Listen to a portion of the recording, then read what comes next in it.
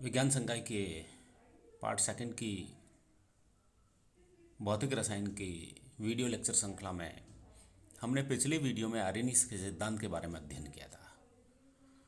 हमने ये बताया था कि समानते आर्यनियस ने 1884 के अंदर ये सिद्धांत दिया था और मुख्य रूप से ये बातें बताई थी कि न्यूट्रल मॉलिक्यूल्स होते हैं, विद्युत अपघट्य होते हैं, वो विलयन में विपरीत आवेशित आयंस में विभक्त हो जाते हैं, जिसमें प्रोसेस को आयनन कहते हैं, और ये आयंस स्वतंत्र रूप से घूमने में सक्षम होते हैं।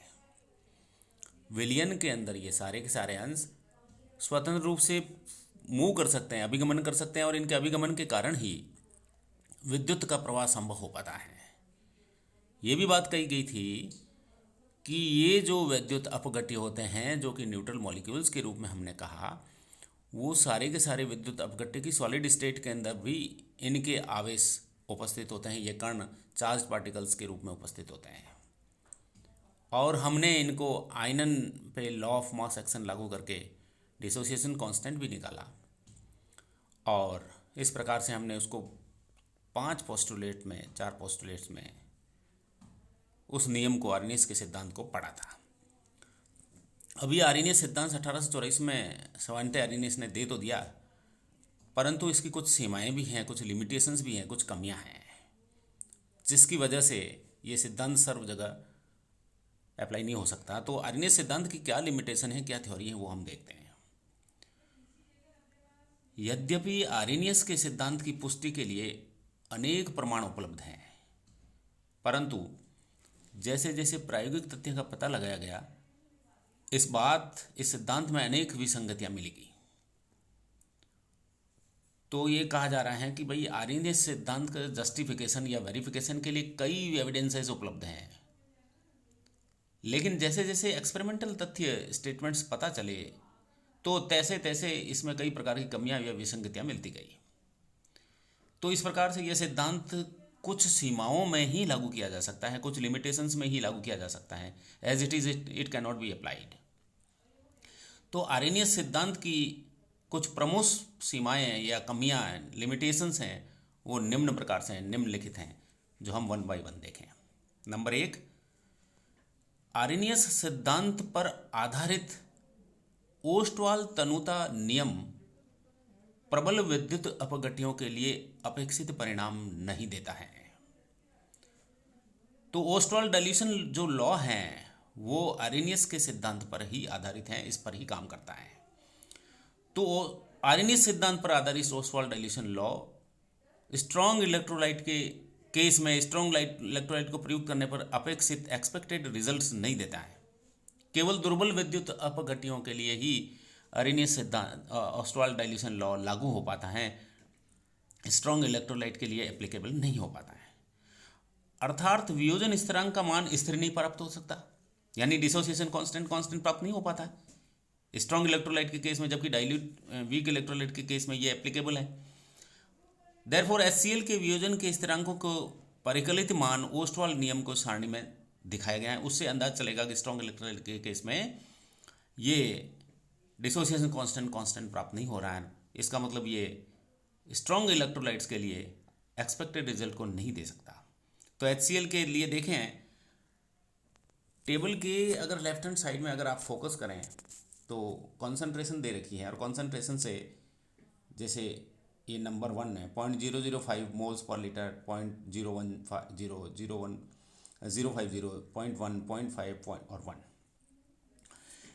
इन कॉन्सेंट्रेशंस पे अगर फोकस करें तो डिसोसिएशन कांस्टेंट पे आप देखिए कि 0.005 मोल्स पर लीटर के सॉल्यूशन है, उसमें ये प्राप्त हो रहा है 0.19, 0.010 के लिए 0.28, फिर 1.05, 1.04054, फिर 2.26 और 2.780। तो आप इस पे फोकस करें अगर, तो आपको पता चलेगा कि as the concentration increases the values also increases. That means कहा तो ये गया था कांस्टेंट प्राप्त होगा, पर कांस्टेंट प्राप्त नहीं हो रहा है। इसका मतलब ये है कि ये स्ट्रॉन्ग इलेक्ट्रोलाइट के लिए आर्यनीज का सिद्धांत ओस्टवाल डाइल्यूशन लॉ के स्ट्रॉन्ग इलेक्ट्रोलाइट पर लागू नहीं होता, एप्लीकेबल नहीं होता है। नेक्स्ट पॉइंट, प्रबल विद्युत अपघट्यों के लिए चालकता मापन द्वारा प्राप्त अल्फा के मान वन हॉफ गुणांक द्वारा प्राप्त अल्फा के मानों से समान नहीं होते हैं। तो स्ट्रॉन्ग इलेक्ट्रोलाइट्स के लिए जो कंडक्टिविटी मेजरमेंट्स के जो वैल्यूज़ प्राप्त होती हैं और उनसे फिर जो अल्फा के वैल्यूज़ निकाली जाती हैं, डिग्री ऑफ डिसोसिएशन है वो निकाली जाती हैं, वो वॉन्ट है गुणांक के द्वारा जो अल्फा के मान प्राप्त होते हैं उनमें कोई समानता नहीं है। तो स्ट्रॉन्ग इलेक्ट्रोलाइट्स के केस के अंदर भी ये लागू नहीं हो पाता।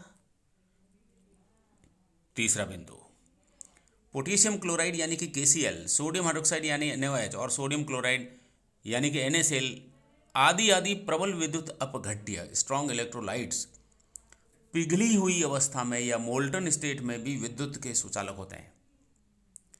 इससे इस बात की पुष्टि होती है कि वियोजन जल की अनुपस्थिति में भी संभव है। KCl, सोडियम हाइड्रोक्साइड या सोडियम क्लोराइड इस प्रकार के जो इलेक्ट्रोलाइट्स होते हैं जो कि स्ट्रॉन्ग इलेक्ट्रोलाइट्स की कैटेगरी में आता है, ये मोल्टन स्टेट के अंदर, जिसको कि पिघली हुई अवस्था कहते हैं, मोल्टन स्टेट में भी अगर इनका इलेक्ट्रिसिटी कंडक्ट करें तो आराम से इसमें इलेक्ट्रिसिटी प्रवाहित हो सकती है, विद्युत प्रवाह हो सकता है।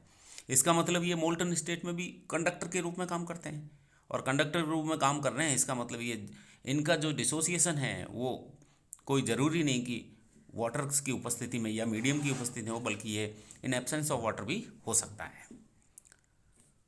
फोर्थ पॉइंट, आर्रीनियस सिद्धांत में आयनों के अस्तित्व को माना गया था, परंतु विपरीत आवेशित आयनों के मध्य आकर्षण का ध्यान नहीं रखा गया। क्या माना गया इस थ्योरी के अंदर? The existence of ions were assumed in this theory. लेकिन जो अपोजिटली चार्ज्ड के बीच के अंदर, अपोजिटली चार्ज पार्टिकल्स के मध्य जो अट्रैक्शंस हैं, फोर्स ऑफ अट्रैक्शन, उसका कोई ज़्यादा फोकस नहीं किया गया। दुर्बल विद्युत अपघट्यों में चूंकि आयनों की संख्या कम होती है, अतः इनमें आकर्षण भी कम हो सकते हैं। वीक इलेक्ट्रोलाइट्स में क्या होता है कि आयंस की संख्या कम होती है, इसलिए इनमें अट्रैक्शंस, उन अपोजिटली चार्ज पार्टिकल्स में अट्रैक्शंस कम होते हैं। परंतु प्रबल विद्युत अपघट्यों के सांद्र विलयन में अंतरा आयनिक आकर्षण बल होते हैं।